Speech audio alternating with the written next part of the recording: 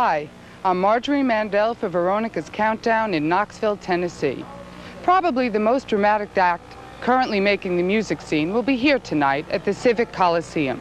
The people you see behind me are waiting to see four guys from New York. At least I think they're guys. Anyone who has seen KISS, the group that brought us I Was Made for Loving You and the new hit Sure Knows Something, might think there's something more like fantastic superheroes. After all, it isn't everyone who can fly, breathe fire, and spit something that looks a lot like blood. Let's go and talk to them. Ace, could you explain why you changed from rock to disco? I don't really think we made any drastic change. I think the song you're referring to as disco is really rock disco. But the majority of the album, I think, is rock still. You know, I think, you know, different styles of music on the record. We do rock disco, we've done ballads like Beth.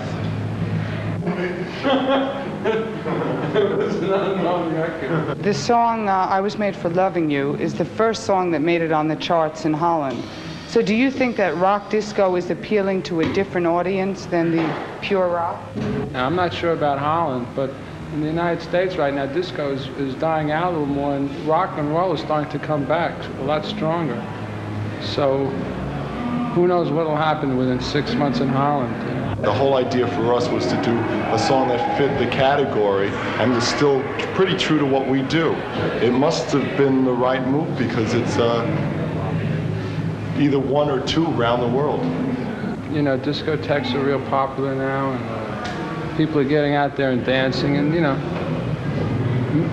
music with a strong danceable beat, you know, is really popular now. So it's still rock and roll. But it's still rock and roll, in my opinion, you know. Well, I think disco's really hot, you know. Gene, I read that you wrote some of the lyrics for the Beatles in the early days. I don't know if that was a joke or not. Is that true? The truth is that I'm really Paul McCartney. See, I play the bass in KISS, and so it's really the same thing. No, that's not true. If you believe some of the rumors, Dolly Parton is playing keyboards for us at this very instant. Dolly, would you? Oh, she's not here. So she's probably tuning in. Dolly. No, it's not true. But you used to write mostly ballads. Is that true? Before the band started, Paul and I were two romantic types. I've since become depraved and perverted. We were two romantic types singing in Chinatown with an acoustic guitar with an open case. That's no lie. Throw in quarters. That was very romantic. Since you've given us a nice display, maybe you could explain why you perpetuate this image and refuse to appear without the makeup. This is no image. It's the other Gene that has got the makeup on. This is me. Seriously, Gene, I mean, you're obviously, the four of you are making a superhero kind of image. What do you think it is that is keeping that up? Why is it that you do it?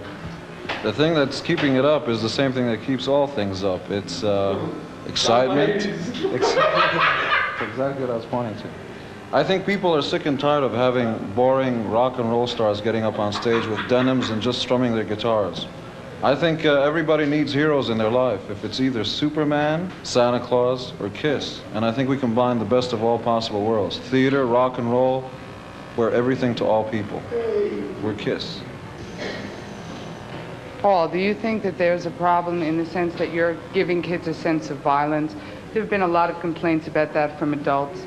How does the group feel about that? I think anybody that confuses what we're doing with violence is like probably never been to a show of ours, because what we're doing is high energy, and there's a big difference between high energy and violence. I mean, what we're doing isn't destructive, it's just letting off a lot of steam. And I think everybody needs to do that. Some people go to a gym and punch a bag. We go on stage and blow up amplifiers. Even We're telling people, here's an hour and a half that you can escape with us. And everybody needs to escape once in a while. When are you guys planning to come to Holland?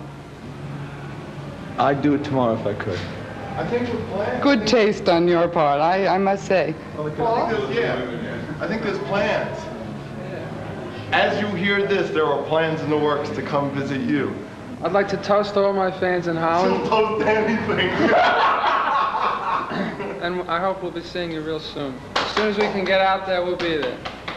Right, Petey Boy? What do I have to say? Something for Holland? I want to go over and make every lady there. Can't you think of something a little more gentlemanly? That is a gentleman.